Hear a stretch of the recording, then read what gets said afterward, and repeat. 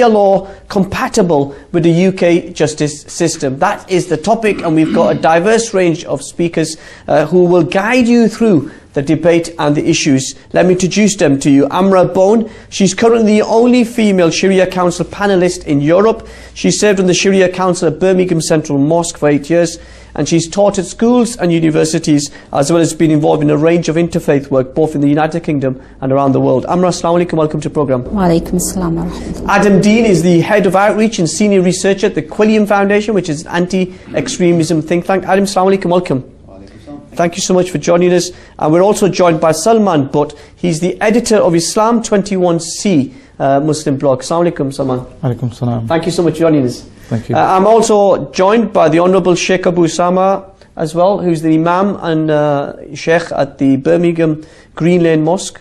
Assalamu alaikum, Sheikh. Wa alaikum salam wa rahmatullah. Thank you. And I'm also joined by my two co-panelists, the beautiful ones on the both sides of me. Yes, I was going to say that. I've got out that one. Lauren Booth, who has a distinguished career in broadcasting and journalism. Assalamu alaikum, welcome. Wa alaikum salam wa rahmatullah. And last but not least, Dawood Pidcock, also known as David. Assalamu alaikum. I think your record speaks for itself. Let's start with you. Amra. Is Sharia law that we practice compatible with British law? Absolutely. What I do in the Sharia Council at Birmingham Central Mosque is to enable people to live a life of peace and justice. And the British law wants people to live, again, a life of equality and justice. So I don't see any problem at all, because we are not working as parallel courts. We are working within the law of the land, which is often misunderstood. And we largely deal with people who want to live in peace in their hearts, in the sight of God. Some of the people that come to us have not had their marriages registered, and they have no recourse to the civil courts. So the Sharia Council is the only place where they can go and have their marriage dissolved. Now, some may say, well, we should have all the marriages registered, and so everybody could go to the civil court. But the situation we have today is that, we've got hundreds and thousands of marriages out there that are not registered for many, many reasons. Some people are totally ignorant of the fact that their Islamic marriage contract is not valid in the law. And since the marriage contract has the permission or the consent of the two parties, they have two witnesses, and so on, and they sort of think that would be regarded as valid in the law. So what we're doing is, in fact, helping people to move on with their lives rather than have these conflicts within them. Okay, Adam, would you say that Sharia law is compatible with British law? Well, before answering that question, I would say that it opens up further questions of, for example, whose Sharia law, whose interpretation, which school of opinion, which school of thought. But in the question, there's an assumption. And the assumption is that we recognise that the British legal system does adhere to justice. So that's kind of half the battle won, because one of the greatest challenges that we have within sort of Islamic discourse is to recognise that one can derive ethics outside of the sources, outside of the scripture. So within that question, there seems to be some sort of positive ground covered.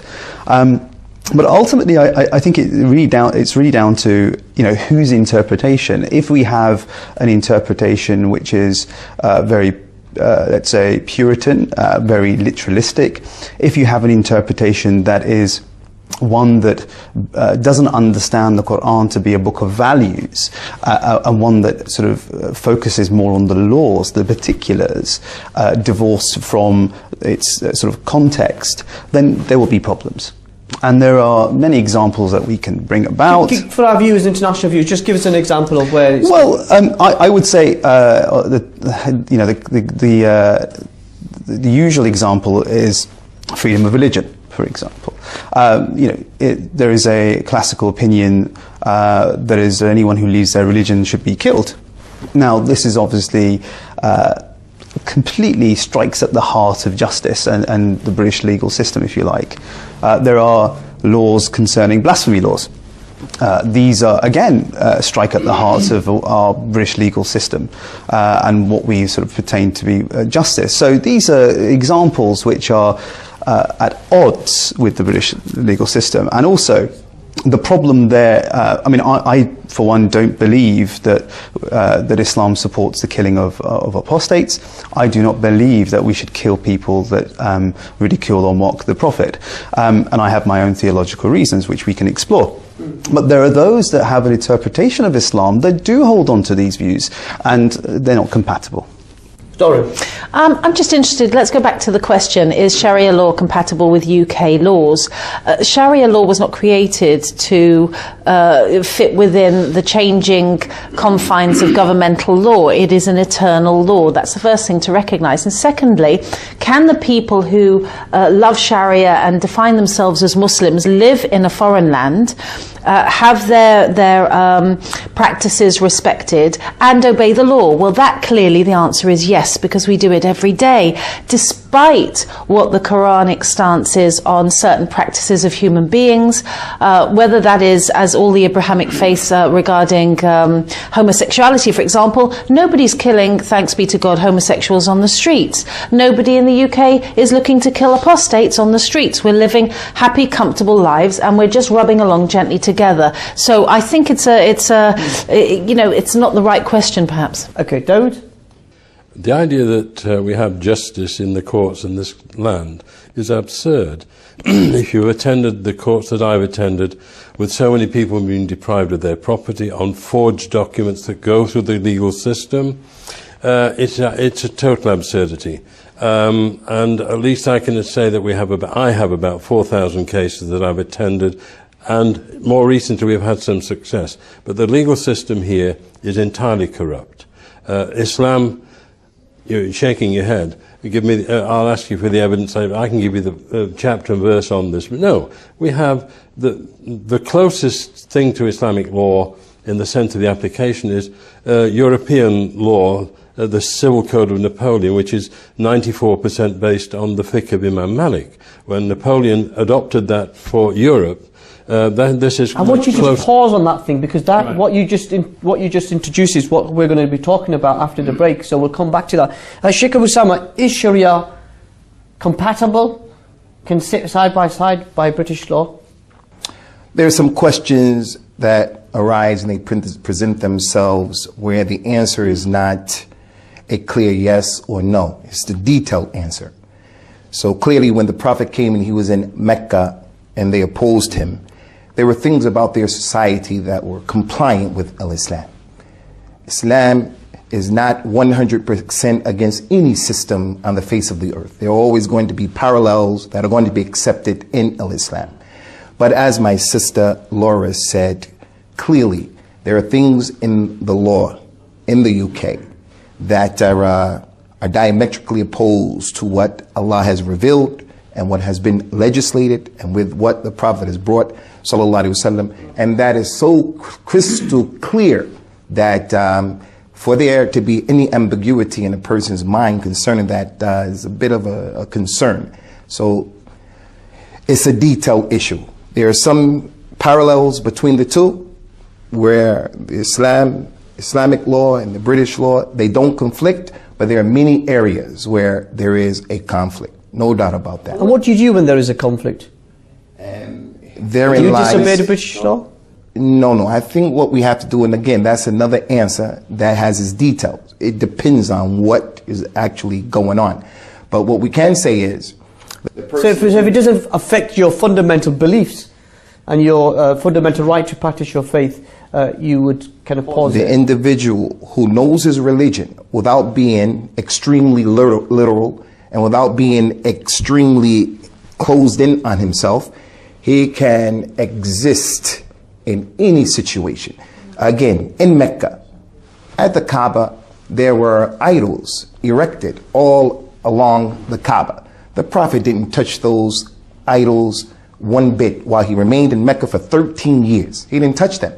Although he used to go to the Kaaba, he used to make tawaf around the Kaaba, and those idols were present. Many things, and that's shirk, that's disbelief, that's polytheism, but he allowed it because at that time he was in a position where he couldn't change it. So if a Muslim finds himself in the situation where he's being prevented from practicing some aspect of his deen, then he has to be able to weigh, and it depends on what's going on. Salman, what would you say about that question?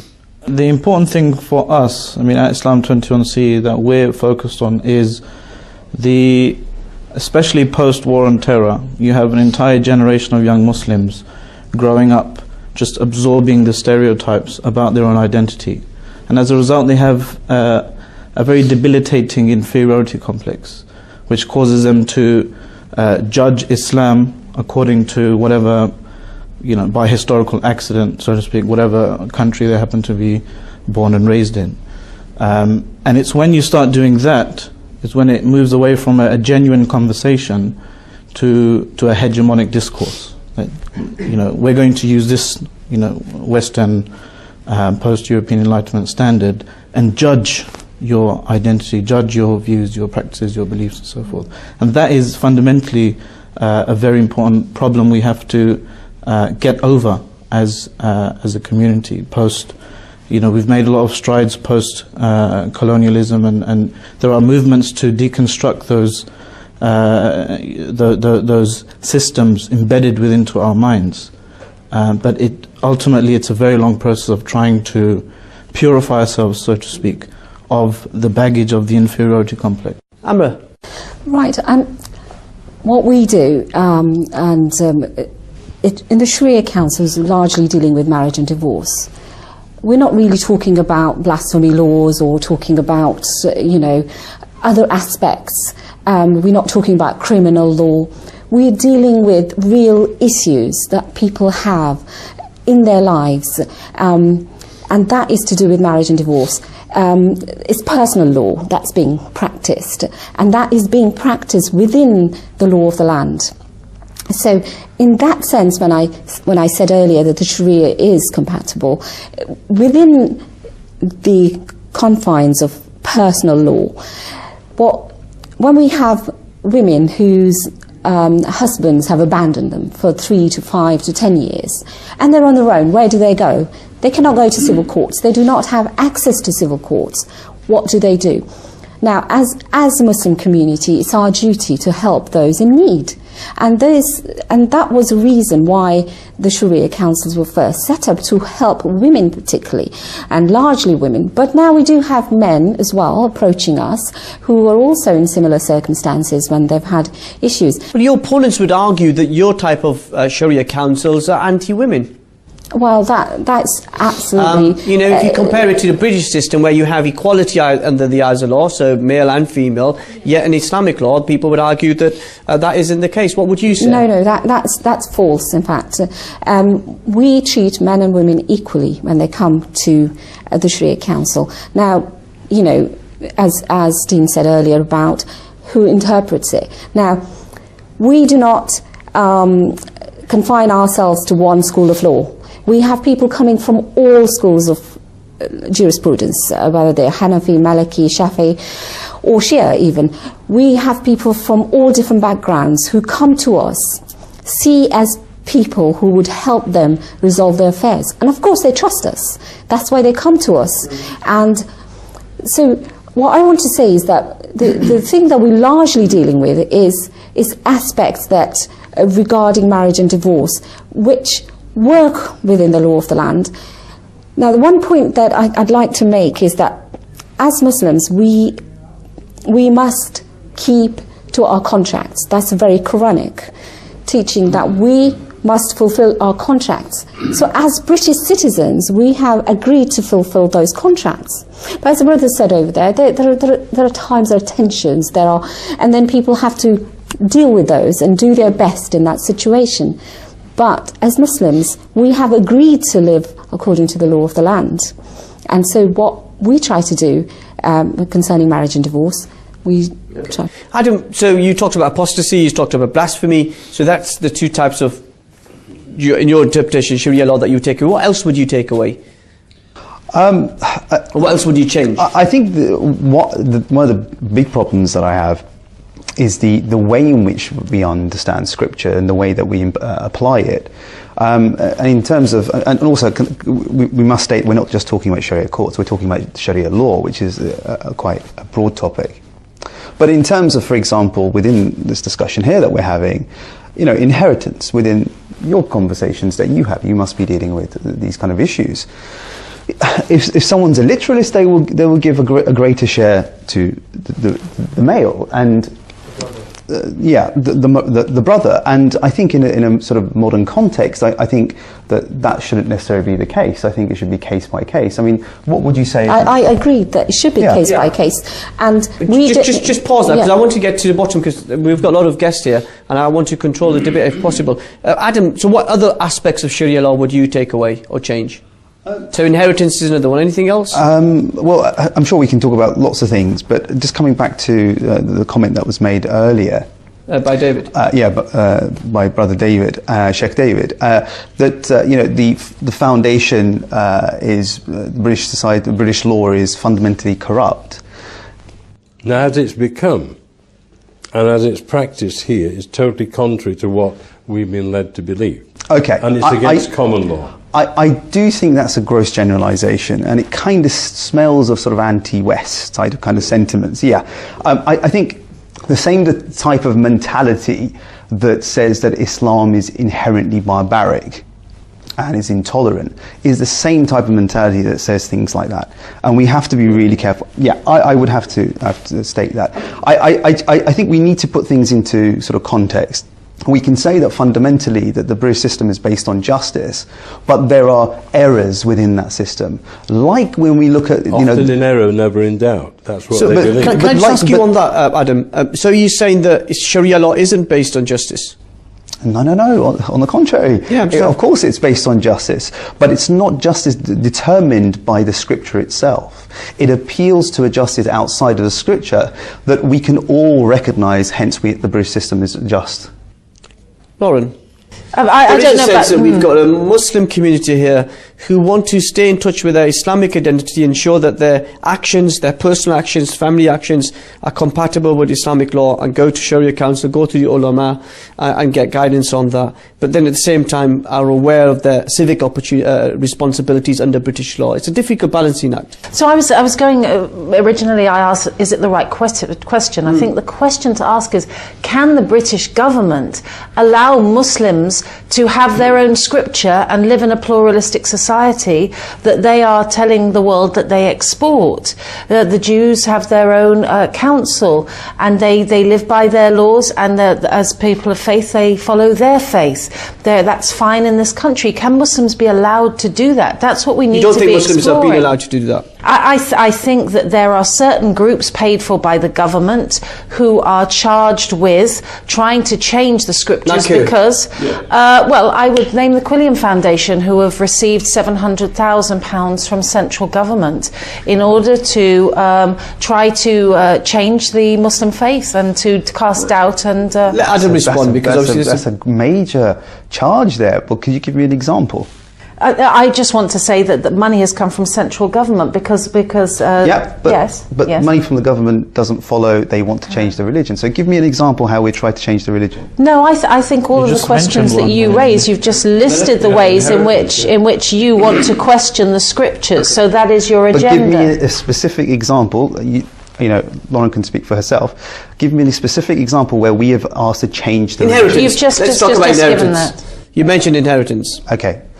You also talked about, if we can talk about, I just really don't want to get into the debate about. There's a big charge now. There is, and I want you to, and I want to, I want you to respond to that, because I think you've got the right to respond, Adam, because your organisation Foundation hasn't been funded by the government for 4 years. But putting that aside, you know, we can talk about all that all day long. But you made quite a strong statement. You said the Quilliam Foundation is about changing the religion and the scripture. And I've asked you, give me an example. But I think he's just given the examples. You've just listed the things that you find problematic. So you find it problematic that we say that we shouldn't kill apostates, that we shouldn't kill people that ridicule the Prophet. You find that problematic? Which British Muslims are killing apostates? Which British Muslims are doing issues about killing people under blasphemy laws? That's a separate issue of how Muslims behave, and we shouldn't confuse the two. What the scriptures say and how Muslims interpret it and live are two separate things. I don't believe that Muslims are going to go around killing people because of that. But the point is that, can you answer the allegation? To say someone is changing the religion is kufr, and to say that in passing shouldn't be just. I'm only going off the back of what you said.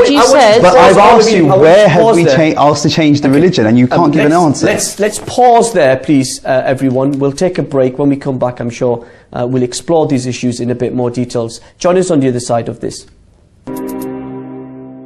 Assalamu alaikum, welcome back to the debate with me, Mohammed Shafiq, exclusively here on Iqra TV, where we're talking about Sharia law being compatible with the UK justice system. Just answer that. What aspects, I mean, a criticism that people make of people who want to change Sharia law or want to, stop Sharia law in this country, what's your approach on this issue? Well, it goes back to the inferiority complex I mentioned. Okay, so we have a lot of stereotypical kind of caricatures of what Sharia law actually means, or what actually is, or even individual rulings and injunctions. So the chopping of the heads, the killing for apostasy. Yeah. I mean, I'll take the example of the oft-repeated kind of women get less than men in inheritance. It's actually, if you just say this to someone, do you think women should get less? Do you think women should get less? Obviously, it's going to create some kind of manufactured tension. But if you explain the situation, even from the traditional point of view, that it's brother and sister, the brother gets twice the share of the sister, but there are many examples where women get a higher share than men in different types of relationships. So just these types of So it varies, as Adam was saying. You actually agree. You actually agree that it varies from case to case. No. But the point is, nobody ever said. So there's a point of agreement there. No, but nobody ever said in explaining Sharia law, however quote unquote literal they are, that men get more than women. Full stop. There's nuance to it, which is, I believe, deliberately excluded from these discussions. Imam, let's ask you, when you have somebody come to you with these sort of personal issues, that they want relationship advice or the marriage is finishing, what sort of advice do you give to people? Going to give advice based upon the reality of their situation. Now, obviously, the first thing that a Muslim is going to look towards is the legislation that's divine. A number of verses of the Quran, not one, not two, and they're not generic. They're very specific, and they have a lot of detail behind them. And they mention the same thing in different ways. It's not befitting for a believing man or a believing woman, if Allah's messenger decided an affair, to have any say-so in that issue. Another ayah says, Allah is the one who creates and He chooses as He likes, and it's not for them to have any choice other than that. So that's the description of the Muslim. When you look at the wide and the rich differences that exist in the jurisprudence of Islam, then that's another issue, but there's really no problem. So if a Muslim comes to me with his issue, there's always going to be an answer that you can address the issue from the Kitab, from the Sunnah, that there's no conflict and there's no complication. As for the Muslim coming and he says, I don't want to be judged by the religion. I want to be judged by something other than that. Then I think that statement and that understanding is one in which that person is not really enjoying the highest state of al-Iman. I don't say outright he's a non-Muslim, he's outside of the fold of Islam. He could be, but he may not be. But the full Muslim with full Iman is the one who is totally and absolutely okay and comfortable with, let me be judged by the book of Allah and the Sunnah. The hypocrites in the Quran, on the other hand, Allah mentioned about them. If the ruling is in their favor, they come willingly. But if the ruling is not in their favor, they want something else. They want to go somewhere else. But the believer is not like that. He's going to stand up for justice, whether it's against himself, his parents, or his closest relative.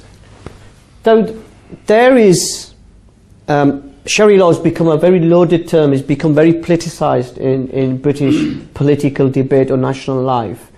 And some people have just switched off because as soon as it's a Sharia law, they think beheadings, they think killings, they think chopping of the hands, and they don't realize there are other aspects of Sharia law which is, same as European and British civic law. Well, exactly, but when people swear on the Bible, I mean, the Bible talks about not permitting a wizard to live. I mean, the whole idea is that that Islam should be judged differently from the people of the book is absurd, because if you look at the criteria in the Bible, it's probably far more severe in many respects than how we view Sharia. But it's a diversion. This is to demonize Muslims, because the threat to the system here particularly is, and I've noticed it for the past 40 years, when you start to talk about the real issues, about riba, about the system being built on this issue, then that's what they're afraid of. This system here,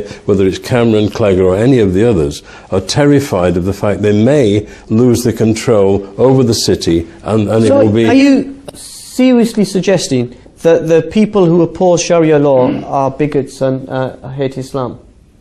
Well, they hate the truth, and that is the big problem. The system that we see from 1694, the problem for the world globally stems from here, and the system that we have. Magna Carta and all these things change nothing. We change common law, which is very much compatible with Sharia. So I think we're looking down the wrong end of the telescope here. Lauren, you've lived a life as a non-Muslim, and now you're living a life as a Muslim. Yes. When that question comes up, and I asked you and you had to think about it and think, actually, can I word this in a different sort of way? Do you think you can successfully have that commitment to Sharia and also be committed to British civic law and criminal law? I think that's a really nice question to address. I think I, like all other Muslims, am trying to live my life according to Allah's law and within the remits of what is expected as a citizen of the United Kingdom. And so far I have found absolutely no quandaries about it. I think what is difficult for our community is when, for example, the second marriage question, whereby it's preferred culturally here that men have mistresses and girlfriends than that they perhaps share a life with two women or up to four, but give each rights that are very, very seriously taken. I find that culturally problematic for my heart, because I think women should have those rights Islamically and have that choice. I find the mistress idea problematic, but we allow everybody to live as they live. Why is the government and followed by the right-wing press trying to make it unlivable for Muslims here when we're stable and we're a good community? That's what I'd like. Can I ask you, Adam Deen, Sheikh Osama Hassan, who's a leading imam in this country, he's part of the Quilliam Foundation, he talked about in Ramadan last year, I think, about shortening the fast, because there were 19-hour fast here in the UK, and you should cut it down and maybe finish at 4 o'clock or 5 o'clock. Isn't that something which you're changing, which conflicts with the Sharia law? And for all his credit, Sheikh Osama's, it's actually not just his opinion, it's an Azhari opinion. So that's quite important because of this kind of, fear of changing the religion. We seem to sort of look over the fact that there are diverse opinions about these issues. Now, it's not necessarily changing the religion, because in its essence the fasting is there. And upon that, even on that discussion about fasting, there are opinions that say that we should fast according to the time in Makkah. See, what we have to understand is the reference and the reasoning behind such fatwa will suggest if it's legitimate or not, because the reasoning behind it is using ease, and also making it applicable to the number of hours the Prophet actually fasted during his prophethood, during that time. So wasn't it just sunrise to sunset? Well, what do you do with areas where that doesn't happen according to plan? You go by the newest... But that's textual criticism. So, which is interesting, because earlier we were talking about, there's modifications within Sharia for those sort of people, but not in somewhere like Britain where there is a sunrise and there is a sunset. Well, we have to, yes, but then so it's quite clear then, isn't it? Well, not. I mean, I can't speak for Sheikh Osama's opinion, but no, but you asked for an example of where your organisation wanted to change elements of the Sharia law, Islamic law. I've given you one. Does that mean Azhar, one of the greatest authorities, second to Medina University, are also being accused here of changing the religion? I think we need to be a bit grown up. Are you sure the fatwa was? Yeah, it's an Azhari opinion. UK?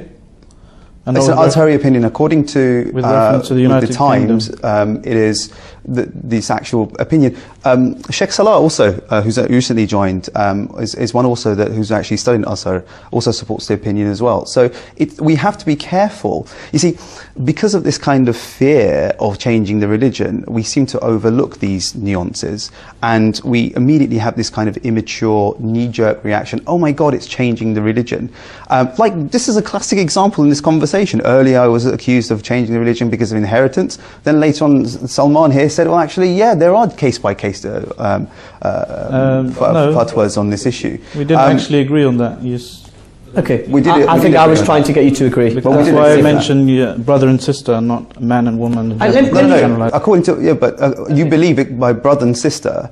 There are case-by-case gentlemen, let me take this back to the sister doesn't get more than the man. Gentlemen, let me take this back. You don't believe in case-by-case. Adam, let me chair this debate. Sheikh, let me go to the Sheikh. Sheikh, let's just take that issue of Ramadan. Adam's given you an opinion, which is that you can, as some Azhari scholars, a minority of Azhari scholars, and a number of Sheikh Usama Hassan, for example, has said you can reduce the length of the fast, but the other people are saying, well, it's sunrise to sunset. How do you balance those two different opinions within Islam?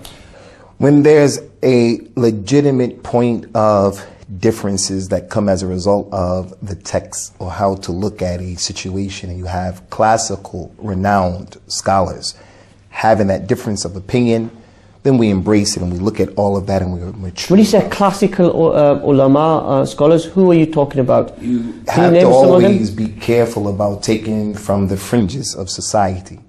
And in Islam, we've always had people who are on the fringes. People who are outside of what is considered to be normal.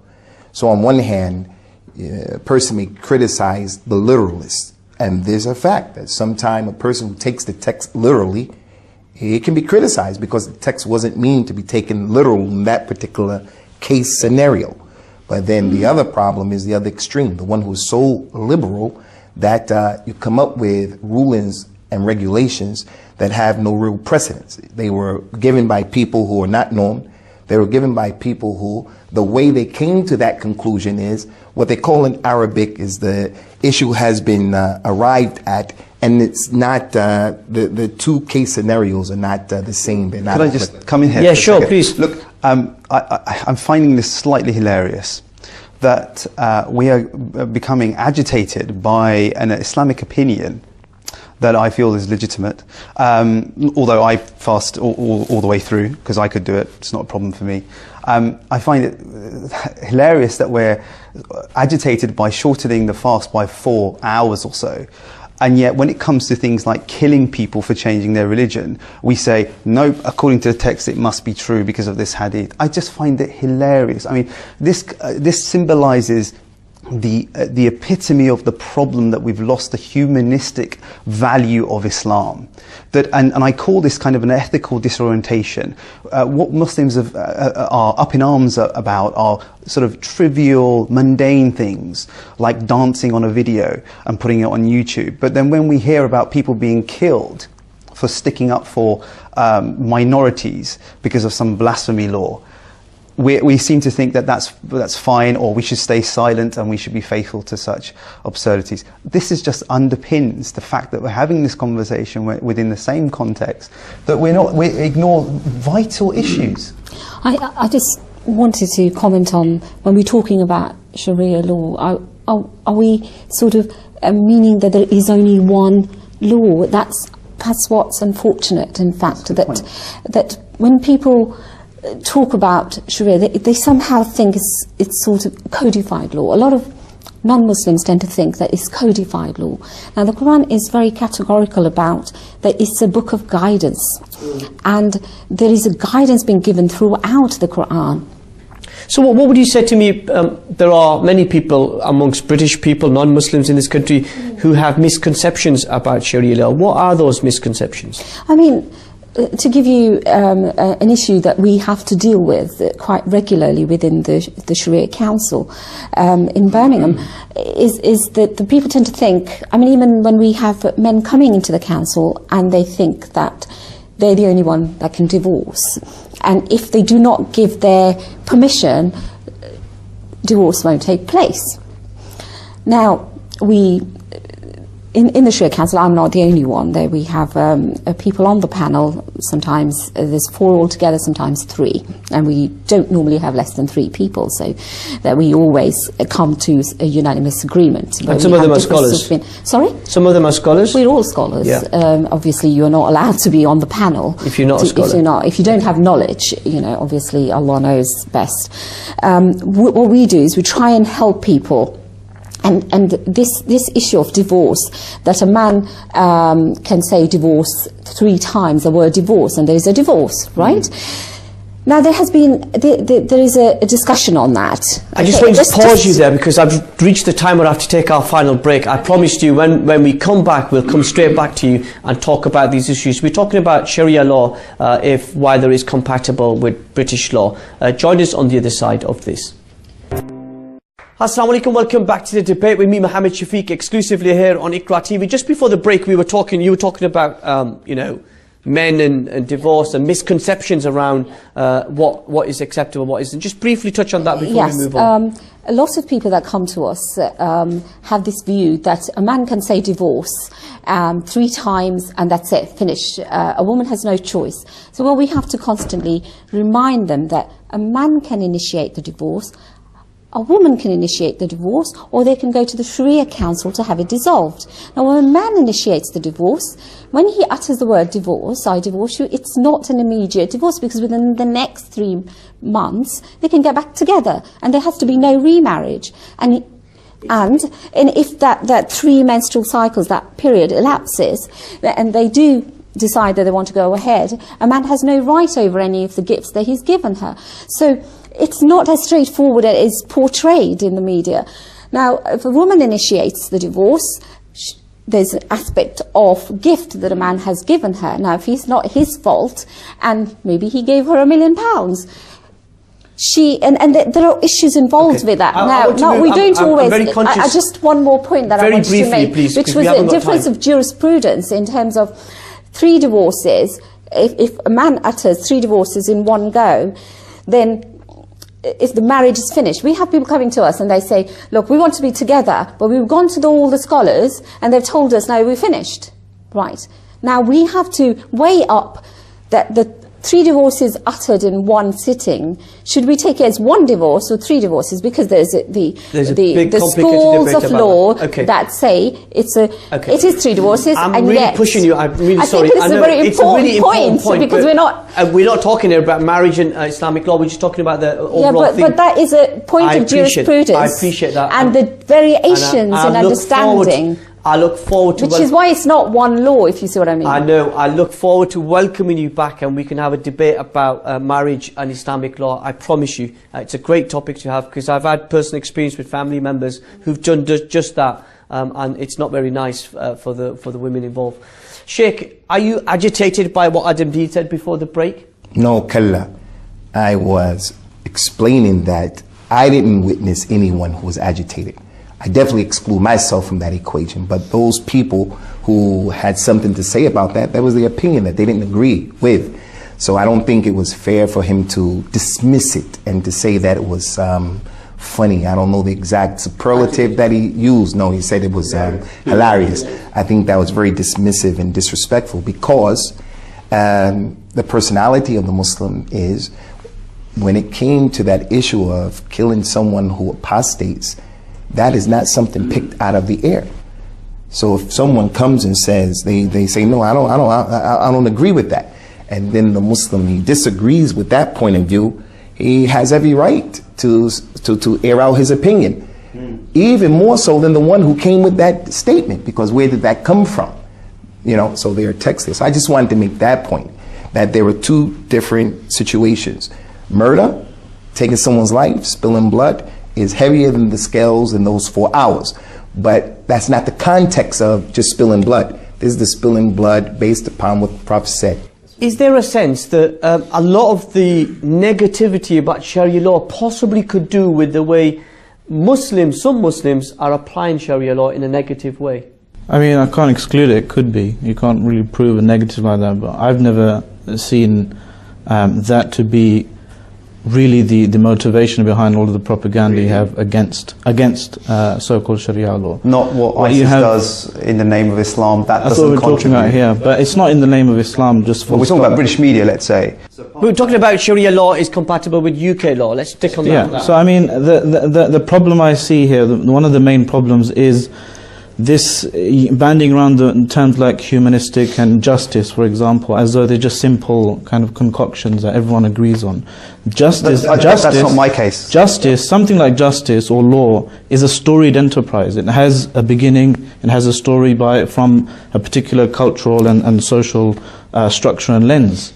And what we see often now is people who argue about minute points in the whole legislature, let's say, of Sharia, are arguing from a point of view of justice, from one interpretation of justice, of one civilization and so forth, one point in time, and subjecting the other to that standard. I mean, the funny thing is, if we were having this very conversation 100 years ago, there would be a much bigger disparity between Sharia and British notions of justice.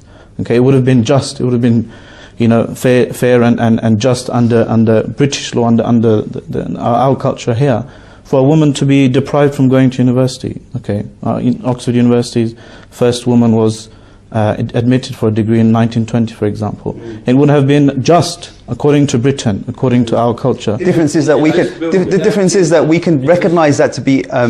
We can recognise that now, looking back, retrospectively, we can say that was not just. No, but how do you know your definition of justice now is better than then? I mean, if we're going to this is a myth. No, if we're going to have a come on, let's keep conversation. Come on, Adam, let's keep Adam, let's keep the insults to yourself and answer the question. Let's be civil. That's not an insult. It is. What discussion? You're deliberately. No, I don't take it as an insult. And I don't want that. I don't want. Can I stop both of you, please? Yeah. Can I just ask you kindly to respect each other? You both got the right to be here, and we welcome you here. And let's just not make. I don't feel offended. I think so. What's kind of what's been alluded here is this type of sort of subjectivism that our understanding of ethics are kind of social constructs. That's quite a dangerous view, and that's not a view that's traditionally upheld. If you start saying that, you know, our kind of ideas, you know, objectivism is something that traditional scholarship upholds to, that when Allah says, I command you to do justice, He is appealing to something that we can all understand, whether you're Muslim or not. If you deny that point, then it becomes absurd, because then what you're saying is Allah orders you to do what Allah orders you to do, which becomes absurd. So Allah is appealing to something outside of the scripture. There's some things universal. Just briefly, Salman, it's a very good example of a straw man. It's precisely what I did not say.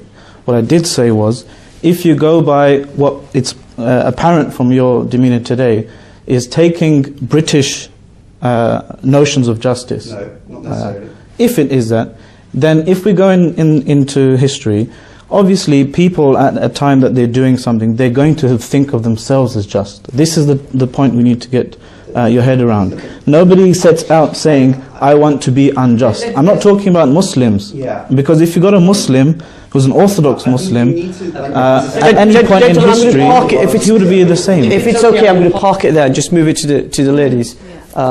Lauren, there is a sense, I asked the question of Salman as well, that sometimes some of the actions, allegedly, of Muslims in application of Sharia leads to a negative opinion of Sharia within wider society. Is that a fair reflection? Everybody who behaves in a way that is abhorrent is going to bring a problem to their community. That's recognised, that's human fitrah. So that's it. So it's an obvious question, isn't it? Can you just pick up that question as well, please? The question was, in terms of people who are, you know, misapplying Sharia law, gives a negative image in wider society. Absolutely, absolutely. I mean, look, I'm not denying that there are anti-Muslim sentiments. That there are elements within our society that are pushing, particularly within the humanist and atheist communities. Well, there are some individuals who describe Sharia law as a barbarian law. Well, I mean, happens to support your organisation, but we won't get into that. There's a Sufi tradition that is to, you know, concentrate on yourself before you start talking about other people. So if non-Muslims and atheists have a negative view of Islam, we should probably look at our own understanding of Islam first and say, well, maybe we contributed to that, which is a very good sort of ethical precept. Of course that there is an agenda out there by individuals, but we shouldn't get carried away and avoid a virtue which is critical introspection.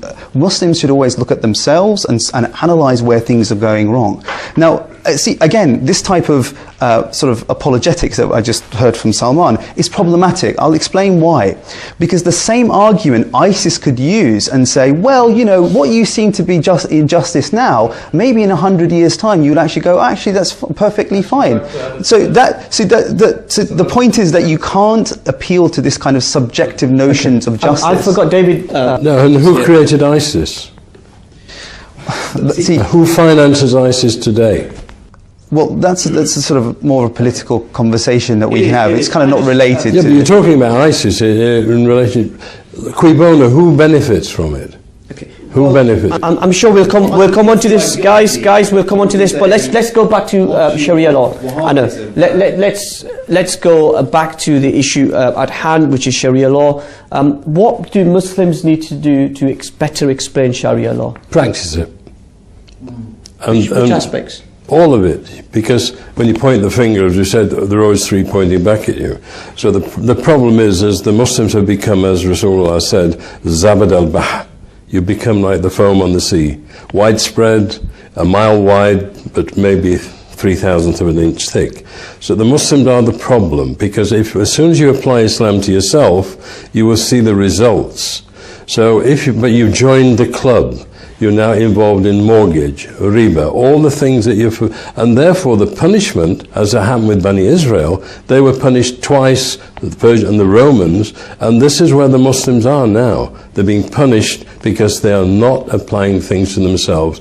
And it must be, when you're in a hole of your own making, the first thing to do is stop digging and then read the instructions. Sheikh, there are elements of Sharia law in terms of how we engage with non-Muslims, how we engage with our neighbours, you know, all those civic aspects of our life, which people don't read in the newspapers, don't know about Islam. For example, a number of Muslim organisations went to help out in the floods, where I come from, in the northwest of the country, you know, giving out food and helping. Isn't that an element of Sharia law as well?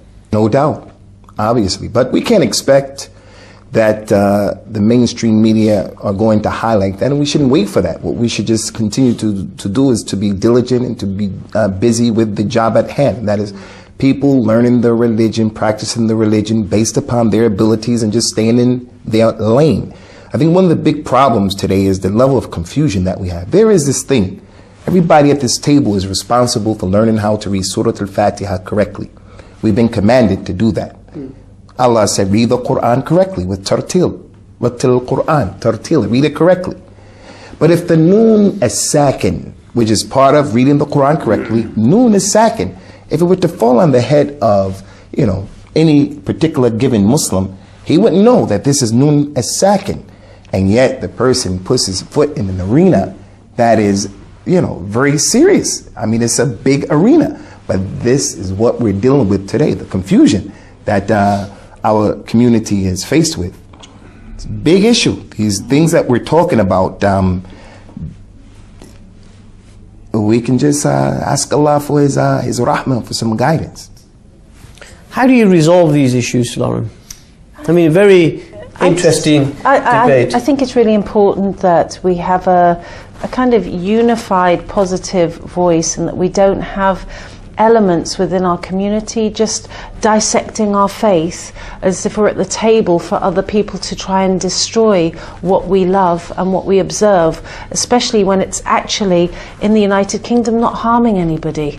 Let it live and let live. And I just want to know, Adam, are you my brother in Islam? Of course. What kind of question is that? Okay, that's okay. Are you okay? I want to know if you're okay. In what sense? Just, are you okay? Well, I had a bit of upset stomach this morning. But okay. Yeah. And what do you want? And what does Quilliam want? What do you want from us? We've come back to the Quilliam question again. But okay, what do you want? What do you, Adam, want when you come and you have questions? I'm just conscious, and I'd really love to have, and I'm sure Adam will be very happy to come back and have a debate on Quilliam in a future debate, and we can talk all about Quilliam. But I just want to take it back and let's start where we started, which was about Sharia law and Sharia councils. And how do you? I mean, you do a lot of work. Very valuable work in Birmingham, and I know people who've accessed your services are very happy. How do you then go out and do that outreach amongst the non-Muslims about changing minds about Sharia law? Actually, we have a lot of non-Muslims coming to us. Almost every at every Sharia Council meeting, we have some non-Muslims there wanting to either film us or to do some research, write books. In fact, there was a book written called Blaming Islam by a professor from Washington. And when he visited our council, he said to us, the women are in charge here. He says that what is portrayed, I mean, we have other women who are administrators and help us. What he was saying, what's portrayed out there isn't what we're doing. We have other non-Muslims who've come and told us, well, you're the best council we've seen. It is providing an example. There was a lady who says, you know, who asked us this question, what gives you the authority to do what you do? I said, we don't give ourselves the authority. It's the people who give us the authority. They come to us because they want to live by, you know, whatever Allah wants them to, you know, according to the Sharia. So they come to us. They trust us to make those decisions. They trust you to make those decisions. Adam, your final comments, please, sir. Yeah, I just think that, you know, if we sincerely care for the truth and we care about the image of Islam and reconnecting to its true message, then we should have employ critical introspection and actually look at ourselves and the ideas that we hold and scrutinize them and speak openly like this and have frank and honest conversations, and then inshallah the truth will prevail. Lauren. Inshallah. Wow. I think the whole series, that's the very shortest answer I've seen from you. Thank you so much, Lauren, there. Dawood. I have to agree. I'm lost for words once again, I think. Thank you. Sheikh. I just think the message that should resonate with us is the importance of balance and everyone just staying in the middle. Not being of the people, those people who apologize, they acquiesce, they're not happy with what Allah has revealed in His religion. See it as being appropriate, compatible, able, and not being from the other extreme people. The other individuals who are closed-minded, then the individuals who are intolerant. We just have to be balanced. Al-Islam should be uppermost, as the Prophet said. Al-Islam is uppermost, and nothing should go over Al-Islam. Salman, final word to you, sir. Well, I mean, I agree with Adam, you know, and the Sheikh. You know, we have to be introspective, and I would say the two things I take away is try to cure ignorance in our community and try to heal the inferiority complex that we have inherited over centuries of colonization, physical, economic, political and intellectual colonization. I think Sharia as an enterprise, it has a lot to offer human beings, it has a lot to offer the wider public, and we should be confident in that. And it's ultimately an empowerment for the people. If you see the colonization process in India, for example, one of the first things they attacked were Sharia systems, because it's hard to colonize a people if there's no authoritarian power structure. So localized Sharia councils are the way forward, I think. Well, thank you so much, all of you, for joining us. I know it's been a fascinating and interesting and sometimes heated discussion, but that's all good. Dialogue and discussion and debate is very, very good. But from me, Mohammed Shafiq, if you want to share your thoughts about the programme, you can get in touch with us on social media. But from everybody here in London, United Kingdom, the whole Iqra TV team, thank you for joining us.